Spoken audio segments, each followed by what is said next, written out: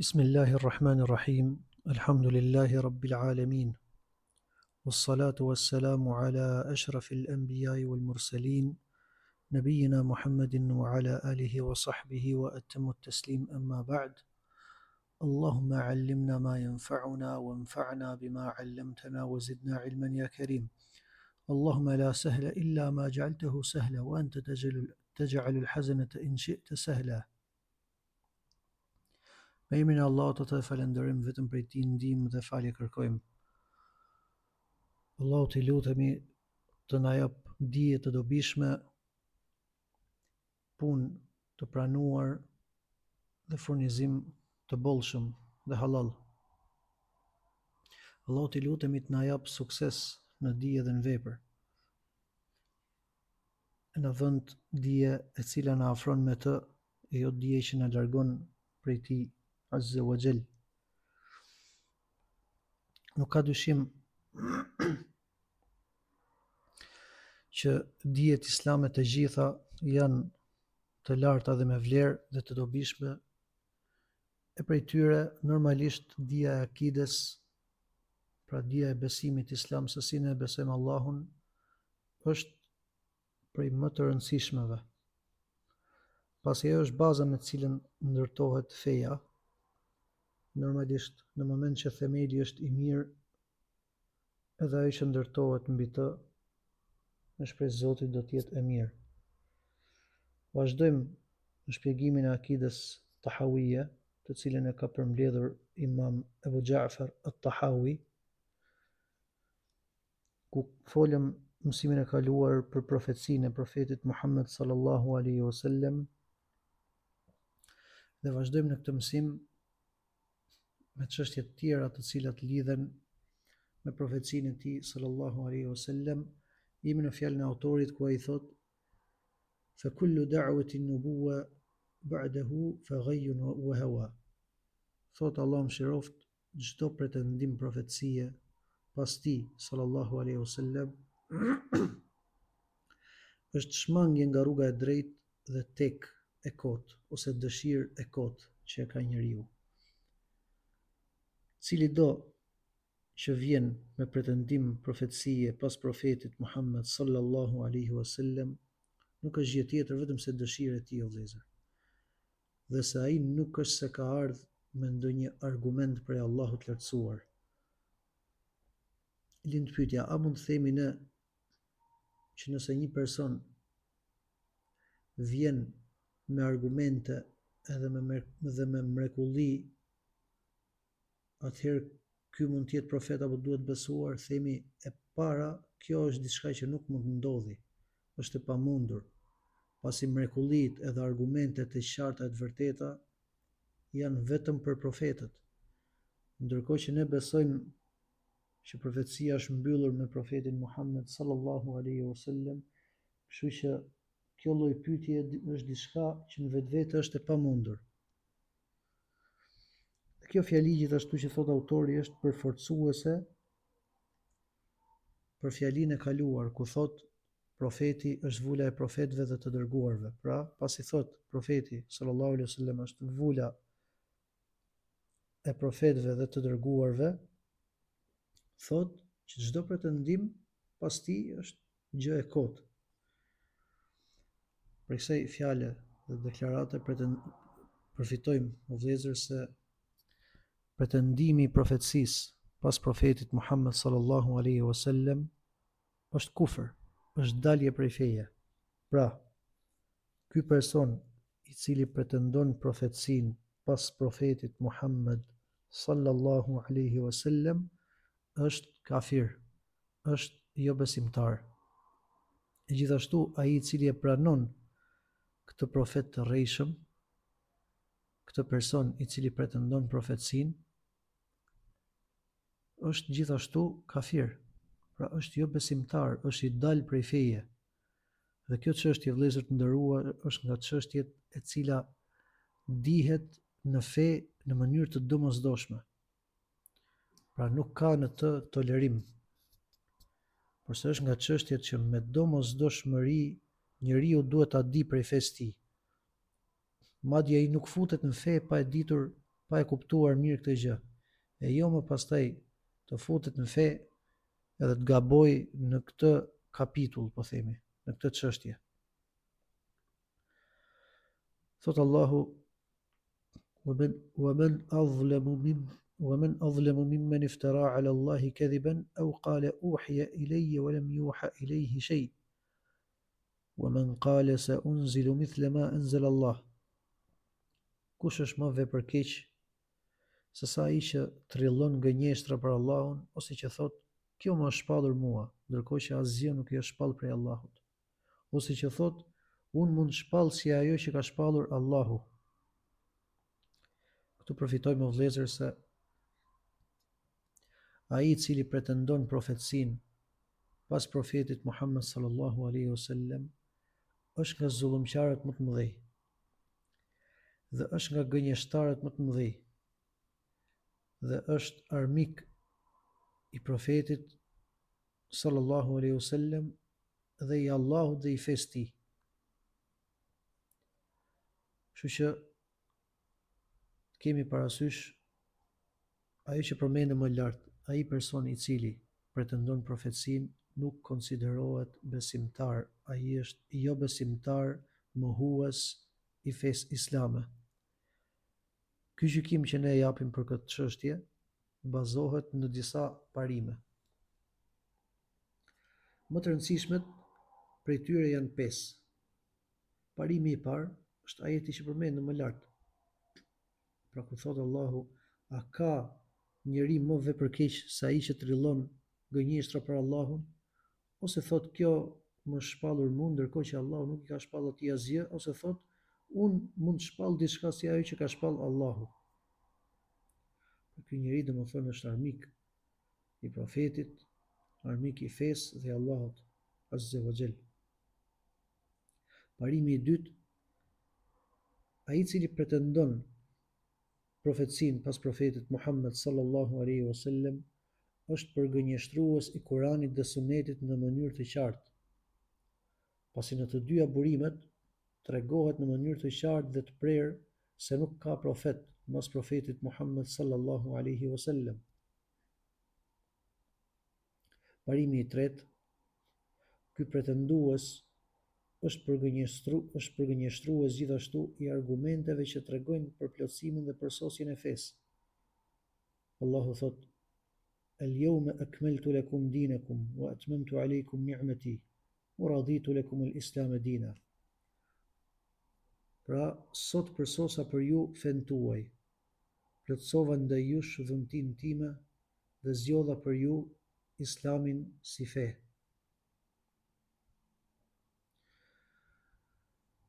Ndërkohë ai i cili pretendon profetësi mbas profetit Muhammed sallallahu alaihi wasallam është njësoj sikur po thotë që ka një mangësi në fe, edhe unë po vi për ta plotësuar. Parimi i katërt,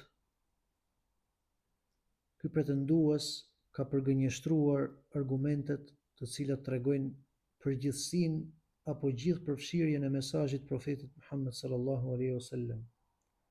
Pasi të gjithë njerëzit prej dërgimit të tij sallallahu alaihi wasallam e deri në ditën e Kiametit janë të obliguar ta pasojnë atë të vetën dhe fenë me të cilën ai ka ardhur sallallahu alaihi wasallam.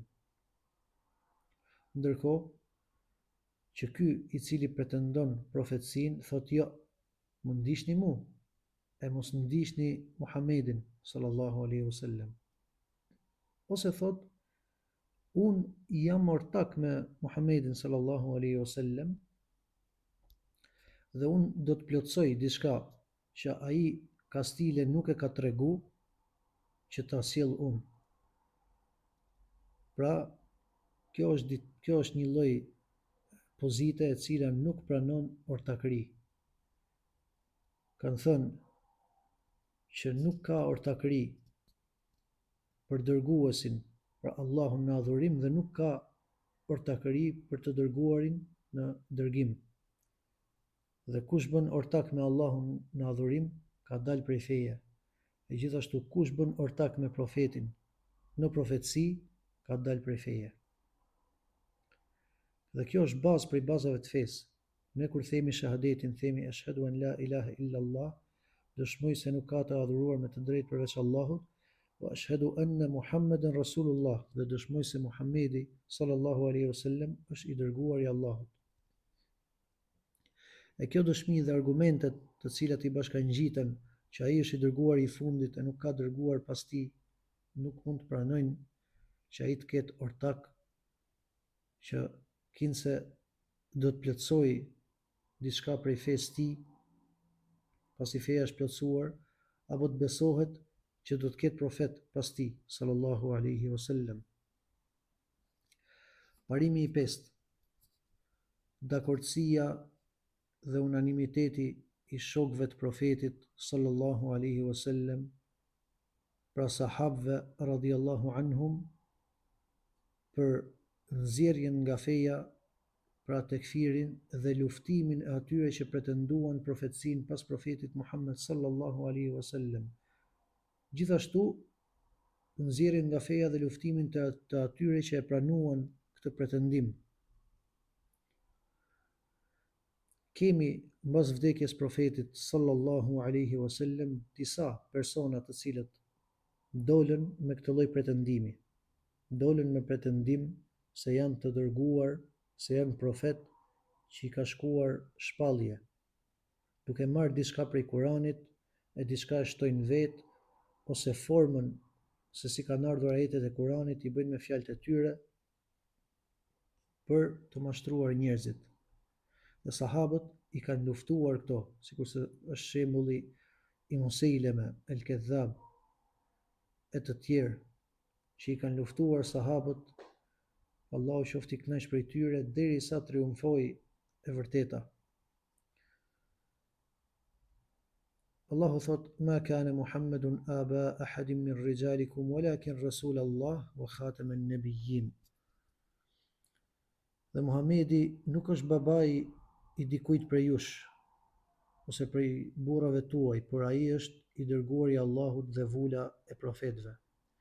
Fjala vul në këtë ajet, sikur se kanë thënë dietarët, do të thotë vula me cilën Allahu e ka vulosur dhe e ka mbyllur profetësinë, pra që nuk ka profet pas tij, sallallahu alaihi wasallam. Gjithashtu ka thënë sallallahu alaihi wasallam, siç na përcillet në dy librat e saktë, se yekunu ba'di kadhabun kathirun.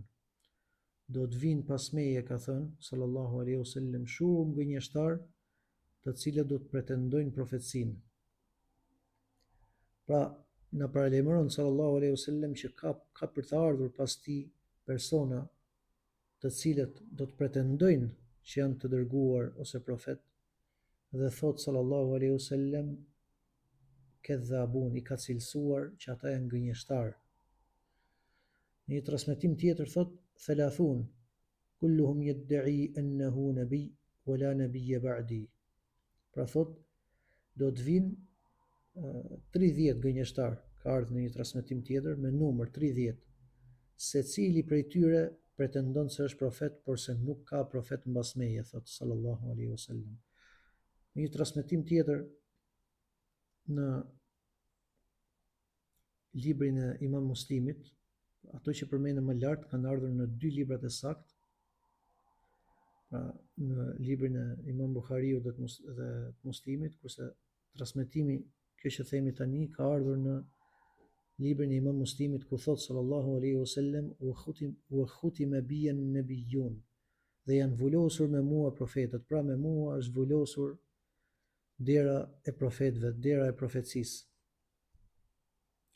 Ky fakt, i cili është i njohur me domosdoshmëri nga feja, pra është një çështje që domosdoshmërisht njihet në fe, e kanë kundërshtuar këtë gjë disa grupe. Të përmendim disa prej tyre. Të parët janë Khurramijet Batinije. Khurramijet Batinije janë një grup i cili dietarët kanë thënë që janë në humbje më të madhe se sa humbja e xifutëve, pra edhe e jehudëve dhe të krishterëve. Dhe mohimi që ato kanë bërë është mohim më i madh se sa jehudët dhe krishterët. Këta besuan dhe pretenduan se profecia nuk mbyllet asnjëherë. Pra, sa herë që vdes një profet, e pason atë një profet tjetër. Dhe kjo është njësoj si të thuash, domethënë, që feja gjithmonë ripërtërihet dhe feja asnjëherë nuk ka stabilitet dhe mohohen me këtë lloj fjale shumë ajete dhe shumë hadithe, të cilat tregojnë që feja është përsosur dhe profecia është zbulosur. Të ngjashëm me këto janë edhe një pjesë e Rafidive, të cilët ndryshe i kanë quajtur janë pra Shiat, të cilët janë quajtur Rafidi apo imamijet, pra që besojnë në 12 imamët, të cilët pretenduan ortakërinë e Aliut, Allah qoftë i kënaqur prej tij, i cili është i pastër prej pretendimeve të tyre, pra pretenduan ortakërinë e Aliut radhiyallahu anhu në profecinë e profetit Muhammed sallallahu alaihi wasallam. Madje disa prej tyre e bëjnë Aliun më lart se profeti, e disa të tjerë e bëjnë Zot të adhuruar, Allahu na rrit nga devijimi. Të ngjashëm me këto janë edhe disa filozofë e disa të tjerë prej njerëzve të cilët nuk besojnë Allahun dhe të dërguarin dhe ditën e fundit, mirë po shfaqin Islamin me qëllim për të bërë përçarje dhe për të futur devijime në mes të muslimanëve, kanë thënë që profecia është diçka që fitohet. Të gjitha këto ide janë ide faktikisht të nxjerrin nga feja. Pasi kjo i bie që çdo kush mund të jetë profet pas profetit Muhammed sallallahu alaihi wasallam. Përdesa profecia që ka diçka që fitohet, atëherë pas profetit Muhammed sallallahu alaihi wasallam, sipas këtyre çdo kush mund të bëhet profet, çdo kush mund të jetë profet, edhe mund të arrijë këtë grad.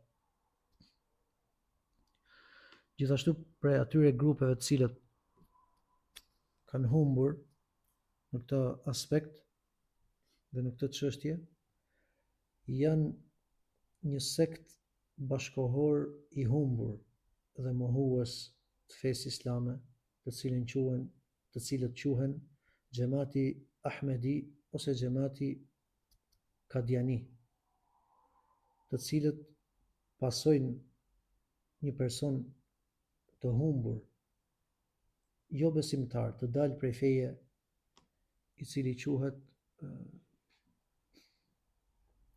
Gulam Ahmed Kadiani. Pra është për të ardhur keq se si këto faktikisht kanë depërtuar në rrjeshtat e muslimanëve për shkak se kanë pasur mbështetje të shumta. Kanë pasur mbështetje të shumta për të hapur devijimet e tyre. Dhe kanë qenë nga të parët që kanë hapur radio ndërkombëtare islame, edhe ka pasur shumë mbështetje në botimet që ato kanë shkruar. Dhe gjithashtu, pjesë e këtij xhamatit kemi edhe në vendin tonë. Ka prej tyre. Mirë, po këto janë mohues të fesë, o vëllezër, duhet ta dimë që këto janë mohues të fesë dhe këto nuk kanë hise në islam. Kjo do të thotë që ne tek ato zbatojmë rregullat që zbatohen tek një jo besimtar. Pra, atyre nuk u kthehet selam. Mbas tyre nuk lejohet të falemi dhe nëse falemi mbas tyre duhet përsëritim namazin. Nuk trashëgojmë me ta. Nuk na lejohen lidhje martesore me ta. Nuk i falet xhenazja e kështu me radhë. Pasi nuk konsiderohen musliman.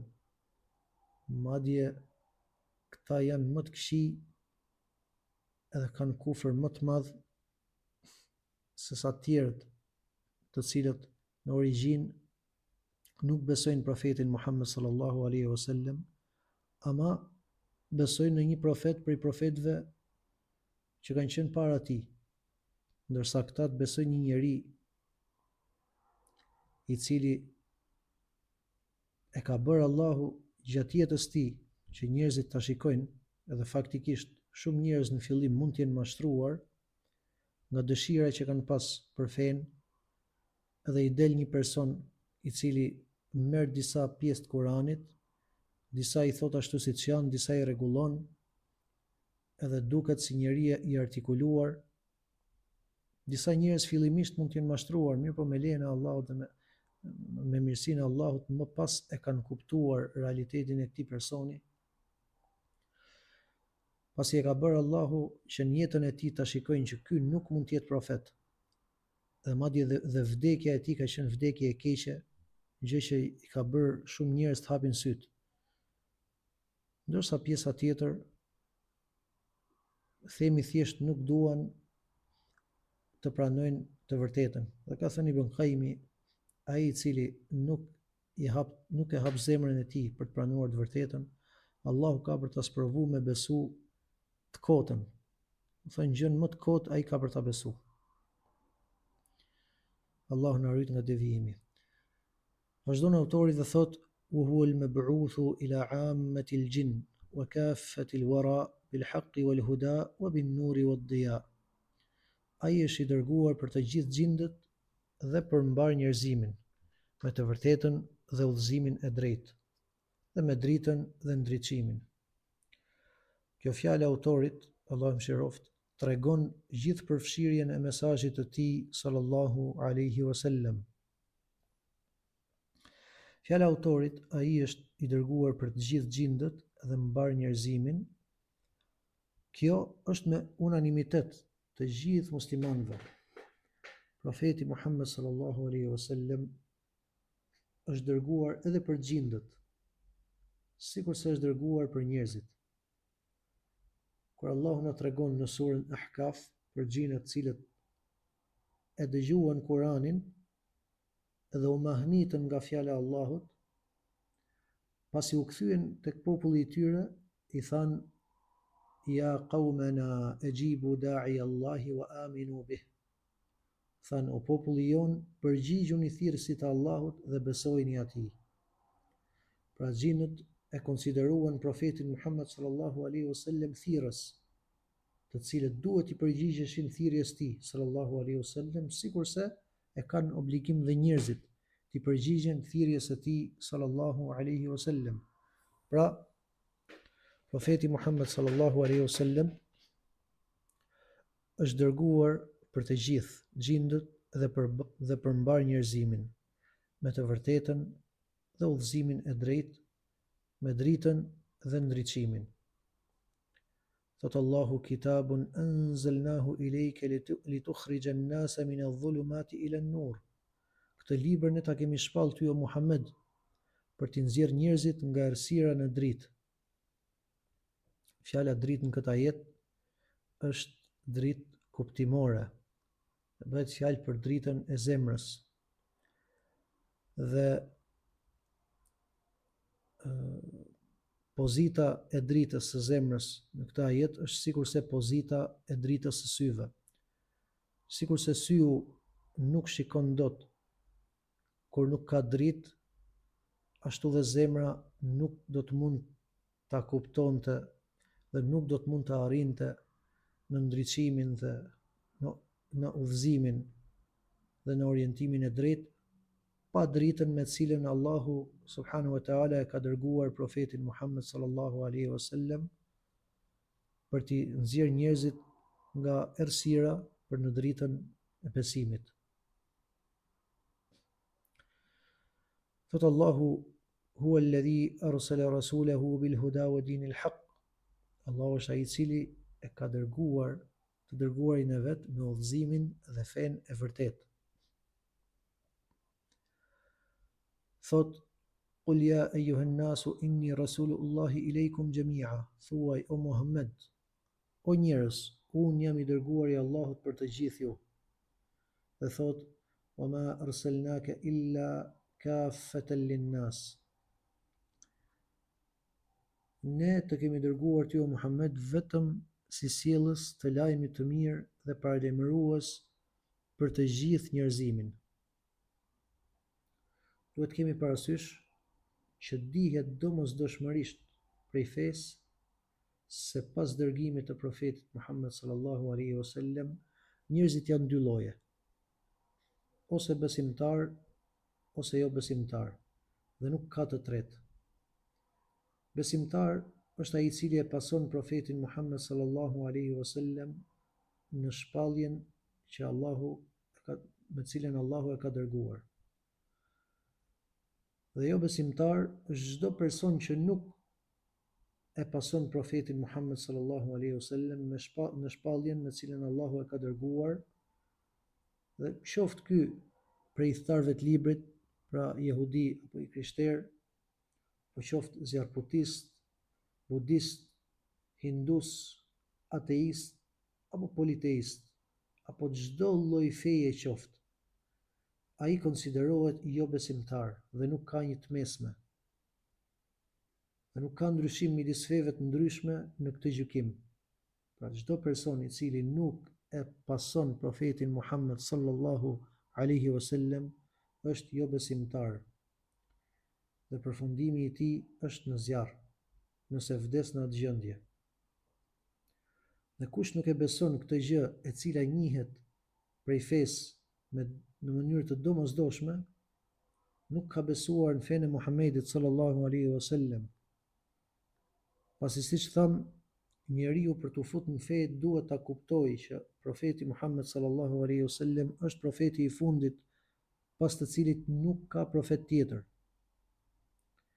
E kush nuk e beson në këtë lloj forme dhe kush nuk i bindet atij, atëherë ai nuk e ka kuptuar fenë islame dhe nuk ka hyrë në fe. Thot Allahu: innal ladhina kadhabu bi ayatina wastakbaru anha la tufattahu lahum abwabu as-sama wa la yadkhuluna al-jannata hatta yalija al-jamalu fi sammi al-khiyat. Nuk ka dyshim se ata që përgënjeshtruan argumentet tona dhe nga mendje madhësia u larguan prej tyre, atyre nuk u hapen dyert e qiellit dhe nuk do të hyjnë në xhennet derisa të kalojë deveja në vrimën e gjilpërës. Pra, nuk futen në xhennet ata të cilët nuk i binden profetit sallallahu alaihi wasallam, sepse mosbindja e profetit është përgënjeshtrim i ajeteve të Kuranit dhe largim prej tyre me mendjemadhësi, pasi Allahu të urdhëron të i bindesh atij sallallahu alaihi wasallam. Edhe këta, thot Allahu, nuk do t'i hapen atyre dyert të xhenetit derisa të kalojë deveja në vrimën e gjilpërës. Pra, diçka që nuk ndodh dhe diçka që është shumë e largët. Dhe unë them, o vëllezër, ky cilësim që Allahu ka përmendur, kjo lloj përshkrimi, a nuk shkon dhe a nuk zbatohet në fetë të cilët përmendëm më lart, qofshin ata të krishterë, qofshin jehudi, qofshin zjarrputist, budist, hindus, ateist, politeist, apo çdo lloj feje. Ai kanë besuar te profetin Muhammed sallallahu alaihi wasallam, ai binden atij. Nëse jo, atëherë bëhen pjesë në këtë ajet. Dhe nëse vdesin në atë gjendje, ata janë në zjarr ku do të jenë atje përgjithmonë.